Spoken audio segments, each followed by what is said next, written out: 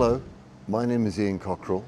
I'm the Chief Executive Officer of Endeavour Mines, one of the world's top 10 global gold producers, principally focused in West Africa. We operate 5 mines, high quality mines, low cost, industry leading costs, but importantly, we're a company that provides not only growth going into the future, but also class leading shareholder returns in the form of dividends, which is both cash dividends as well as buybacks. Ian, lovely to have you here. Thank you. Have you enjoyed yourself this week? It's been good fun. Yes, and the mood is somewhat buoyant. It is. I think everyone's saying, well, look, it's great. It's a nice time to be in the gold business, and that's true. But there's also an underlying tone of caution. The gold price has risen very quickly. Some people are surprised. My only surprise with the gold price is why it's taken so long to get to these levels. I've always been a firm believer in the gold price, and I think it should have been at these levels a lot sooner, but we are where we are. What really is concentrating people's minds though is, okay, you're doing well, production's good, cash flow is strong, we're getting good shareholder returns in terms of dividends, you've stepped up your buybacks of stock, but how are you going to sensibly invest this windfall money you've got? What are your thoughts about what you're going to do? That seems to be one of the key questions on investors' minds. Yeah, and maybe we'll come on to what your thoughts are in a second, and I'd agree. I think there seem to be 2 camps here. One is the surprise, as you say, that it's taken this long, but here we are, rapidly got to 3,600, 3,700 on the futures, and will it last? Will it last? You're advocating sort of caution. I think a lot of I was speaking with Jeff Quartermain last week, and he's saying, I've been through a few cycles. I would advocate caution because it doesn't always shine. The sun doesn't always shine. So how do you feel about it? I think we should just qualify what you said there. It's not necessarily that I'm being cautious, but our investors are having an element of caution. Okay. Like Jeff, we're of a vintage that we've seen several of these cycles. Yeah. I think one of the reasons why people are more cautious now is they haven't seen a proper bull market in gold. And I think this is like 1980 redux. Okay. I genuinely believe that.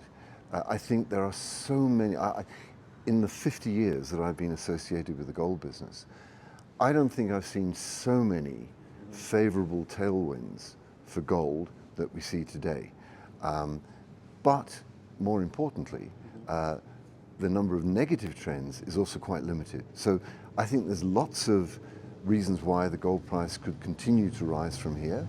But I do think Jeff is correct that don't assume it's going to keep on climbing to the stars. It won't. It will come back. The challenge is, what are we going to do between now and when it settles back to the new level? Yeah. What are we going to do to make sure that when we get to that point, we are still in a resilient state and we've not squandered this windfall that's come our way? Right, I think last time we spoke, you talked about maybe releasing the hedging or hedging on this. Have you done that? And do you think there's a point at which you maybe need to start thinking about that again? Look, the hedge is being run out. Yeah. And by the end of this year, it's done. Right. We won't full exposure. We will not be going into hedging again. It was a good idea at the time, but it just shows you that hedge was taken out at a time several years ago when gold was like $1,650 an ounce, significantly below where we are today. It shows you how quickly things can change, and you need to be agile to cope with that. Right, and maybe again for people new to the story, if there are any. Remind people of the kind of last quarterly numbers, because and that'll sort of direct people to the challenges that you face, which is you've got a whole bunch of free cash flow that people are looking at. So if you can remind us. Look, I mean, last quarter really was the closeout of the first half year. Excellent first half year, well ahead on our guidance for production. We've actually delivered 58% of our guidance for the year. within the first half Right. of the year. We did that right slap bang in the middle in terms of our cost guidance as well. Right. We said that 2025 would be more biased production-wise in H1, softer in Right. H2. Q3 that we're currently in now, always traditionally the rainy season, Yeah. slightly softer, getting stronger again by the end of the Right. year, still online to get guidance for the year. So you see guidance in all categories in terms of ounces, costs, Yes. margin, and Well, in terms of margin, obviously much higher, because of the gold price. In some respects we can't control that, but in terms of cash costs, yes, within guidance. Then the actual number will look higher because at these higher gold prices, the accelerating impact of the royalty regime kicks in, and at current gold prices, we did our guidance at $2,000 an ounce. We're at $1,500 plus more than that. That's around about $150 an ounce increase on our all-in sustaining costs, over which we have no control. Right. Strip that out, Yeah. and we will be sort of within our guidance range. okay. And also, it's five assets, right? We have 5 operating mines at the moment. Right. Okay. And we'll come on to investors in a second. In terms of the governments and government interaction and so forth, in markets like we've seen some jurisdictions where governments start to get a little bit interested in maybe renegotiating. How do you kind of manage those relationships and conversations? And are you having any? Regularly. Right. I saw the president of one country in June, where we discussed certain issues.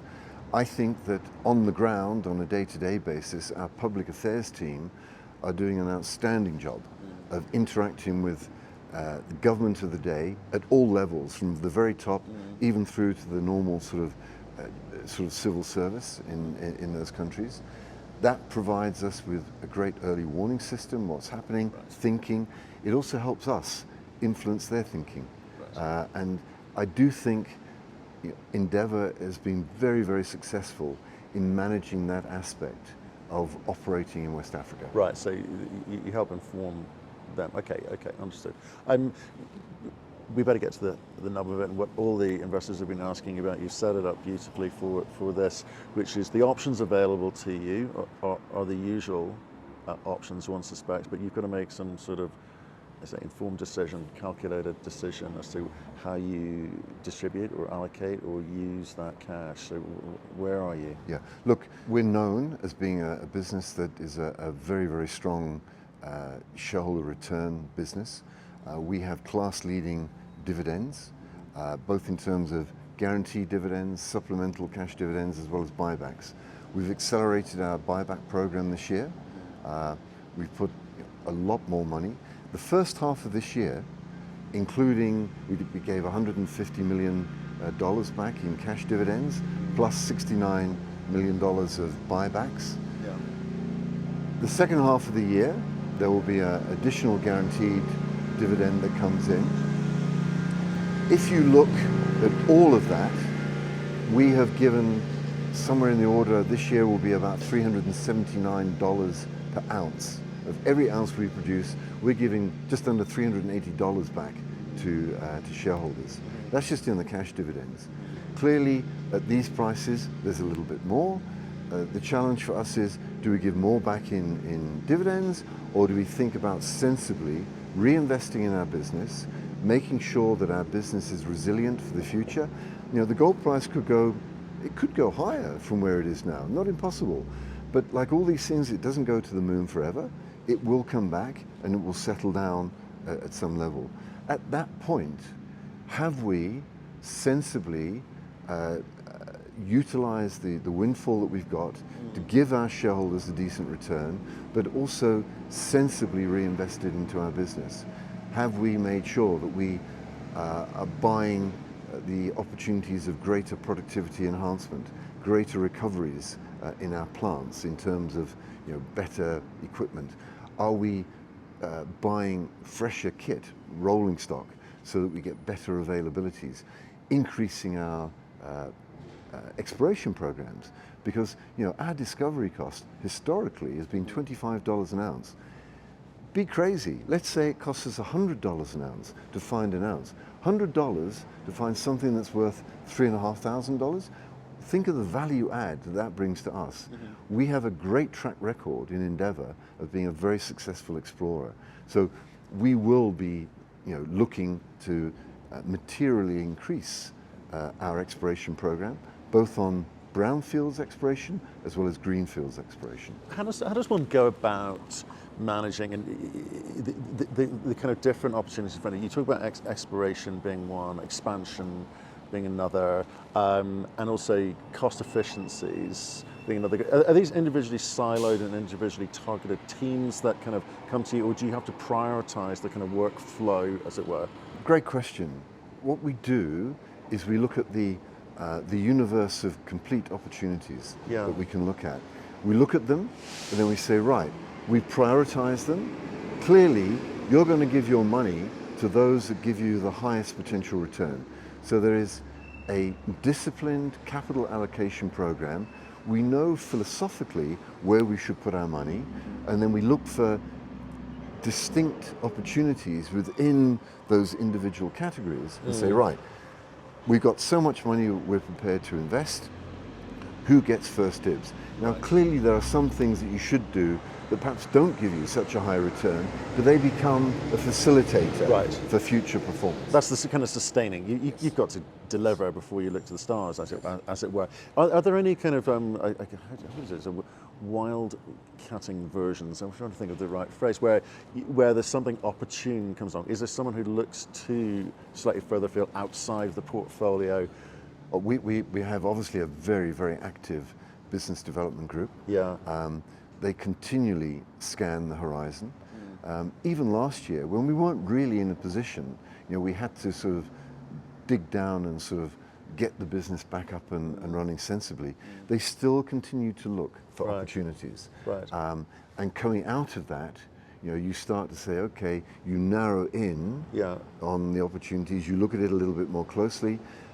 Does it make sense to have a conversation? Yeah. And certainly, we are concentrating at the moment at looking for opportunities, particularly in the exploration joint venture world. Interesting. Okay, because I think I've heard a phrase a lot this week is, on the M&A front, they say, well, we're paying higher prices, but it's all relative, so that's fine. But you've got to have a view on kind of future, and you've got to have a view on your risk profile, and maybe one asset means more to you than someone else because it maybe ticking off the reserve box for you, or in your case, you're saying actually exploration we'd feel comfortable there too. I think the reason why, Matthew, we're in better shape than many businesses. We have a great organic growth profile. Between now and the end of the decade, we're going to have we got baked in organic growth of an additional 30%. We'll be up at 1.5 million ounces by the end of the decade, on the basis of what we've already know in our sort of project pipeline. Yeah. The challenge for us is actually into the next decade, right? And preparing ourselves for where are the opportunities in the 2030s, and that's where the exploration comes in. It's a very low cost, low risk opportunity to actually have huge value enhancing growth in this business. And for you as a company, in terms of positioning stuff in the market, obviously, are you the largest producer in Africa? Getting there. Well, we're a big producer. Yeah. Yes. I mean, we're in the top 10. Top 10. Yeah. I mean, there are other companies that are still domiciled there, but their production is not really South African now. Right. All right. Okay. So looking at how that profile there, how do you view the future in terms of the type of ounces you want to produce? You talk about 30% potential organic growth baked in, which is great. But is M&A part of your DNA in that sense, existing ounces, or do you seek new ounces? Coming back to your exploration comment, I think the simple answer to that is all of the above. Right. There is a view that people talk about growth from M&A, but sometimes buying company A and merging it with your own company, it's not actually growth. No. It's reorganizing deck chairs. But what it does do, it offers you the opportunity perhaps to upgrade your portfolio. Yeah. And historically, what Endeavour has done, it's done a lot of M&A, and it's done that M&A to be able to cycle older, higher cost, short life assets, cycle them out, and then land up with a higher quality, longer life, lower cost portfolio. And it's been very successful in doing that alongside its exploration.